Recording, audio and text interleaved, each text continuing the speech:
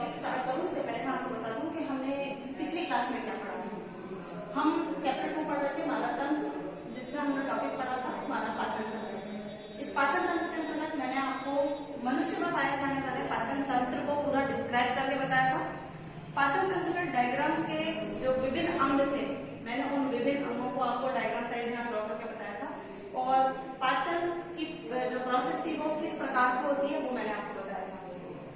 आज का इस मानव पाचन तंत्र में जो हमारा टॉपिक था वो टॉपिक है ग्रंथियां, पाचन ग्रंथियां। ठीक है, पाचन ग्रंथियां। पाचन तंत्र में भोजन का पाचन तभी होता है जब कुछ विशिष्ट प्रकार के पदार्थ इस भोजन के अवयवों को पचाने में सहायता प्रदान करते हैं, और भोजन को पचाने वाले जो पदार्थ प्राप्त होते हैं वो प्राप्त होते हैं पाचन ग्रंथियों से। ठीक है, और मनुष्य के पाचन तंत्र में मुख्य रूप से 3 ग्रंथियां पाई जाती हैं। पहली जो ग्रंथि होती है वो होती है लार ग्रंथि। ठीक है, लार ग्रंथि मैंने आपको शायद पहले भी जब मैंने डायग्राम आपको डिस्क्राइब किया था तब मैंने बताया था कि मनुष्य में जो भोजन का पाचन है वो कहाँ से आरंभ हो जाता है? मुख से। मुख से जब भोजन का पाचन आरंभ होता है तो मैंने आपको बताया था कि मुख में से पाचन का जो आरंभ है वो किसके द्वारा आरंभ होता है? लार ग्रंथि के द्वारा। यहाँ लार ग्रंथियां 2 ये संयुक्त रूप से और एक यहाँ पर पाई जाती है। ठीक है, ये है लार ग्रंथियां। लार ग्रंथियां मंड का पाचन करती हैं। ठीक है, अब ये जो पाचन ग्रंथि है ये 3 भागों में पाई जाती है, 3 उसमें डिवाइड करती है। एक जो हमारे कान के पास होती है, कानपुर जिसको हम कहते हैं, ये यहाँ पर गाल के पास होती है।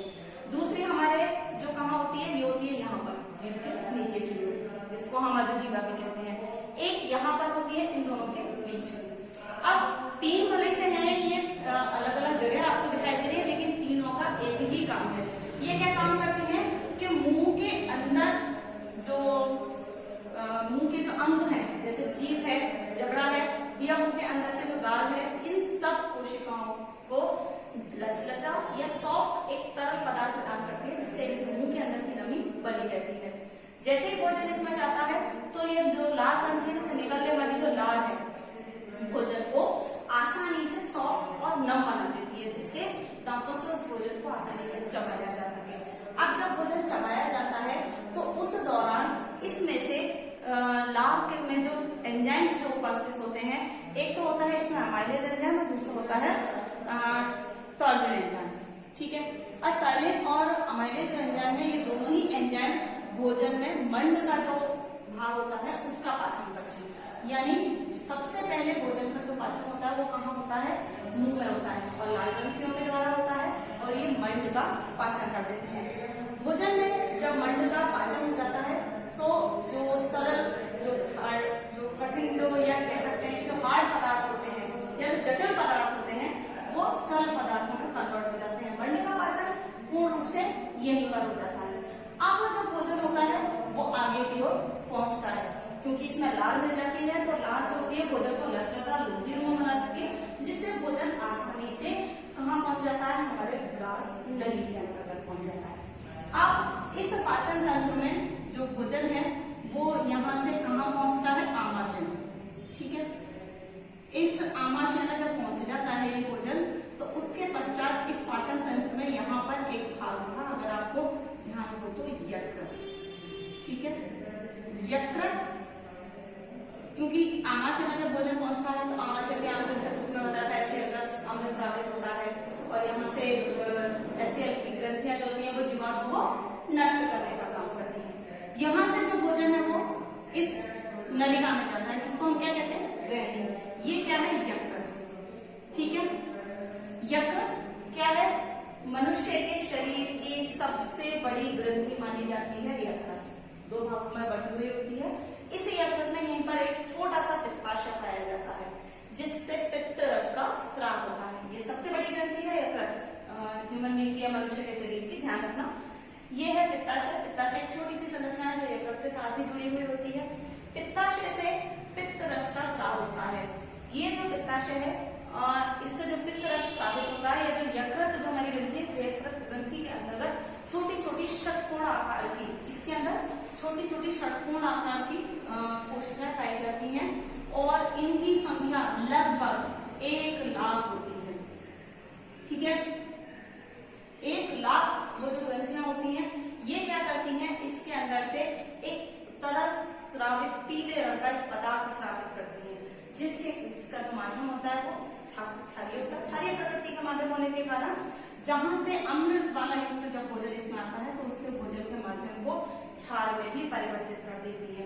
और ये इसकी कोशिकाओं से, यकृत कोशिकाओं से यकृत रस और पित्ताशय से जो पित्त रस निकलता है वो इस भोजन को के विभिन्न अवयवों को पचाने में सहायक होता है।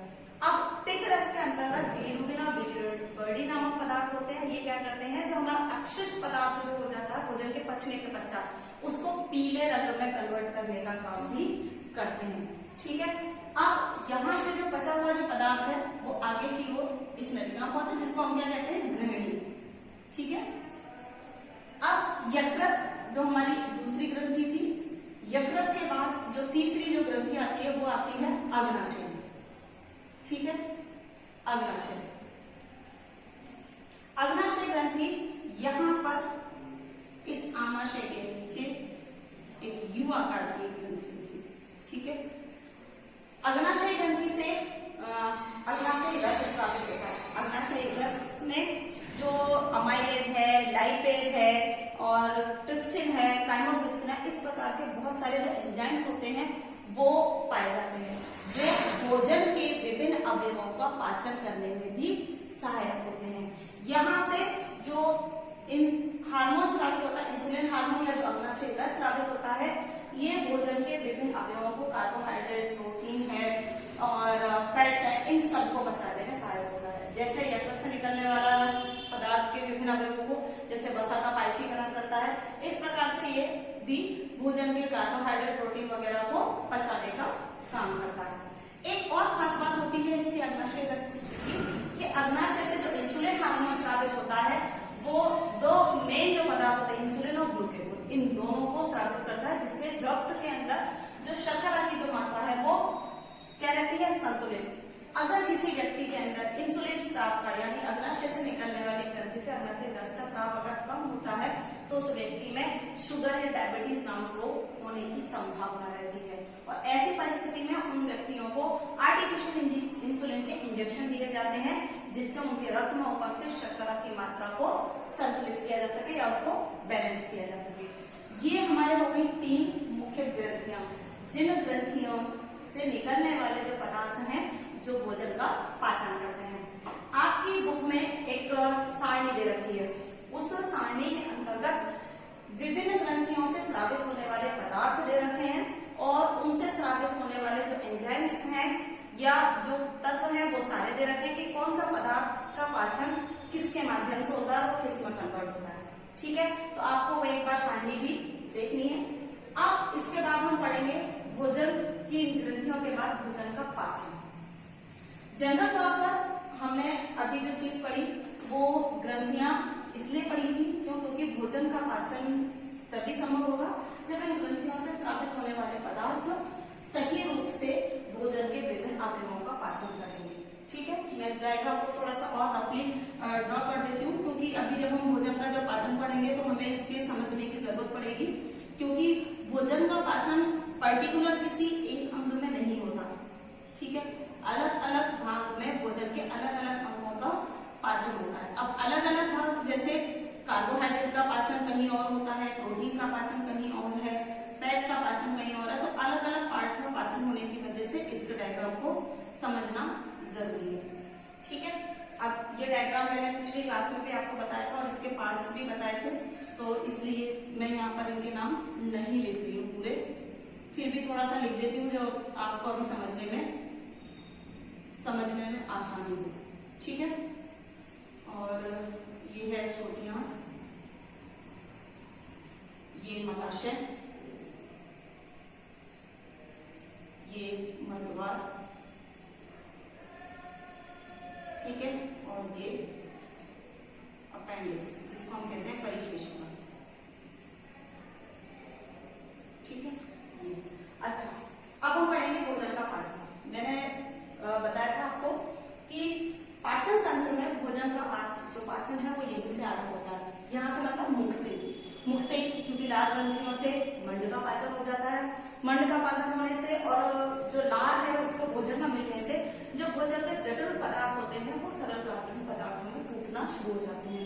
भोजन छोटे छोटे पार्टिकल्स में टूट जाता है, लार जब इसमें मिक्स हो जाती है तो वह क्या है एक लुप्तिनुमा पदार्थ में कन्वर्ट हो जाता है या परिवर्तित हो जाता है, जिससे इस भोजन की नली से इसको आसानी से नीचे तक पहुंचाया जाता है या निकला जाता है। यहाँ पर जब भोजन आता है तो आमाशय में भोजन के पहुंचने के पश्चात भोजन की क्रमाकुंचन मंथन होता है। भोजन का क्रमाकुंचन मंथन, क्योंकि इसकी जो भित्ति है वो कैसी है, सॉफ्ट और लचीली है, जो क्रमाकुंचन करके भोजन का मंथन कर देती है, जिससे इसके आंतरिक सतह से जो HCl जो अम्ल होता है वो आसानी से इस पूरी भोजन के अंदर मिक्स हो जाता है, जिससे जीवाणु नष्ट हो जाते हैं। यहाँ पर आमाशय में जब भोजन पहुंचता है तो यहाँ पर प्रोटीन का पाचन होता है। प्रोटीन, ठीक है। अब प्रोटीन का पाचन इसलिए होता है क्योंकि जो छोटे बच्चे होते हैं, आपने देखा होगा कि छोटे बच्चों को तो जीवित रहने के लिए 6 महीने तक हम दूध पर ही निर्भर रखते हैं, उनको हम ठोस आहार या भोजन नहीं देते हैं। तो यहाँ पर जो प्रोटीन है उसमें जो दूध का जो पाचन है वो प्रोटीन का पाचन यही आरंभ हो जाता है। यहाँ पर रेनिन नामक एक पदार्थ होता है जो दूध को फाड़ देता है, क्योंकि अगर दूध को फाड़ा नहीं जाएगा तो वो दूध तरल पदार्थ के रूप में है और वो आसानी से बाहर निकल जाएगा, जिससे उसके जो पौष्टिक जो तत्व है, जो प्रोटीन वगैरह है उसका अवशोषण नहीं होगा। प्रोटीन के अवशोषण के लिए आवश्यक है कि यहाँ पर दूध का ठहरना, और दूध कब ठहरेगा, जब उसमें रेनिन नामक जो एंजाइम है उससे वो फट जाएगा, ठीक है। यहाँ पर जब भोजन रहता है तो भोजन के जो कठिन जटिल कार्बनिक पदार्थ है वो टूट जाते हैं, और टूटने से जो भोजन है वो सरल कार्बनिक पदार्थों में टूट जाता है। फटा हुआ जो दूध है उसमें से प्रोटीन का अवशोषण इसकी सतह के द्वारा कर लिया जाता है। यहाँ से जब ये भोजन इस ग्रंथि में पहुंचता है तो ये विभिन्न प्रकार के एंजाइम्स और रस पदार्थ इसके अंदर पहुंच जाते हैं।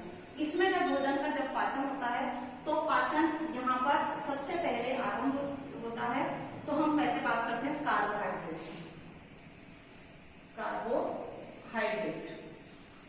कार्बोहाइड्रेट का पाचन 3 जो एंजाइम्स हैं उनसे होता है। कौन कौन से हैं? अमाइलेज एंजाइम,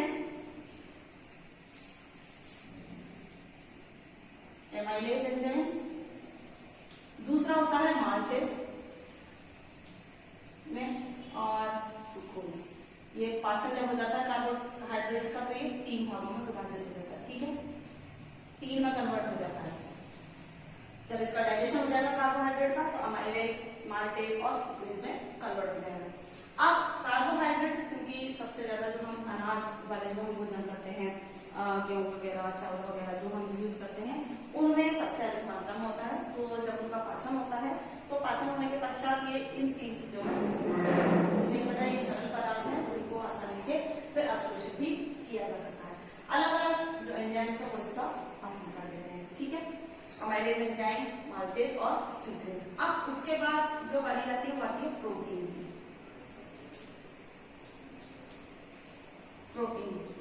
प्रोटीन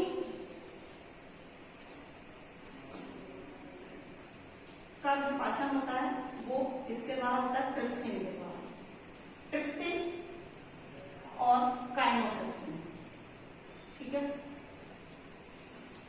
ट्रिप्सिन और काइमोट्रिप्सिन ये भोजन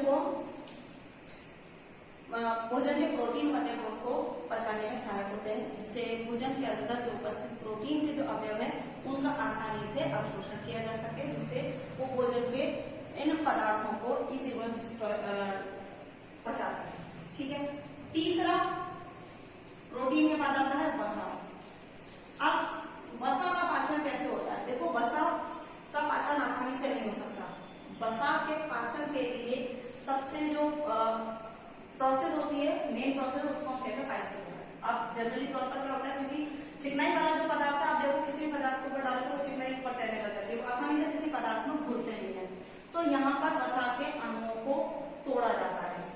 आपने देखा होगा पानी में आप 2-4 बूंद चिकनाई की डालो, ठीक है, और तो आप देखोगे पानी के ऊपर, दूध के ऊपर चिकनाई की जो लेयर है वो जम जाती है और उसको बाहरी और उसके आंतरिक माध्यम को एक दूसरे से अलग कर देती है, एक अवरोध की तरह काम करती है। तो ऐसे ही जब भोजन का पाचन होता है, जब इन अवयवों का पाचन होता है तो वसा उनके पाचन में रुकावट डालता है, तो इसीलिए सबसे पहले वसा को तोड़ा जाता है। और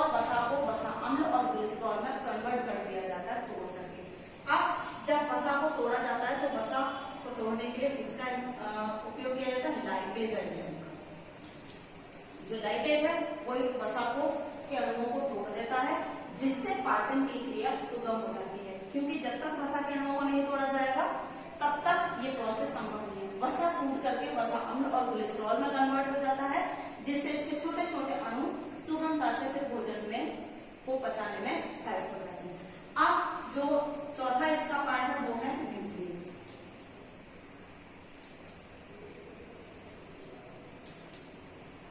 ठीक है, इसका पाचन करने के लिए न्यूक्लियोटाइडेज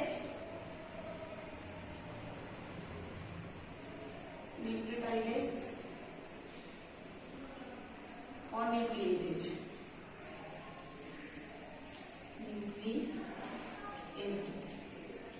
ठीक है, इनके द्वारा ये चार जो मुख्य पदार्थ हैं इनका पाचन हो जाता है।